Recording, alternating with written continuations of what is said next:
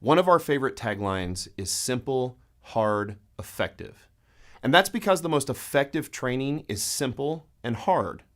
Now, at first, those two words might seem at odds with each other, but they're not. The opposite of simple is complicated, and the opposite of hard is easy. What most people want to do when they go to the gym is a combination of easy and complicated, because complication is seductive. Most people want simple and easy, but simple and easy don't accomplish anything. So what most people often do is complicated and easy, or its more ambitious big brother, complicated and hard, which certainly isn't the most effective way to train. Simple plus hard is the answer. You want to lose fat and get stronger? It certainly isn't complicated, but it also isn't easy. It's going to require hard work. But that hard work is actually pretty simple. Now, in our last video, we talked about the exercises that we choose to get us strong. And we came up with 4 basic exercises based on our 3 primary criteria. Our 3 criteria being, we're going to pick exercises that use the most muscle mass, with the most weight and perfect form for the greatest effective range of motion. And when we do that, we end up with the squat, the deadlift, the bench press, and the press.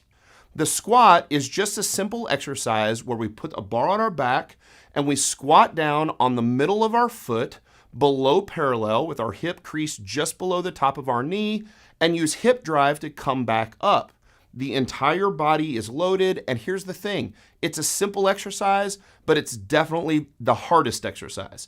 That's why most people don't want to squat. You walk into a gym on any day of the week, but especially Monday, and all the bros are doing bench press. Rarely will you walk in on Monday and see a bunch of people squatting. And it's because it's so hard. The body responds to squats in a way that it won't respond to any other lift, both muscularly and hormonally. Now, a deadlift is just the simple act of picking a heavy loaded barbell up off the floor. We do it with perfect form, with a totally flat back, and guess what happens when we do that?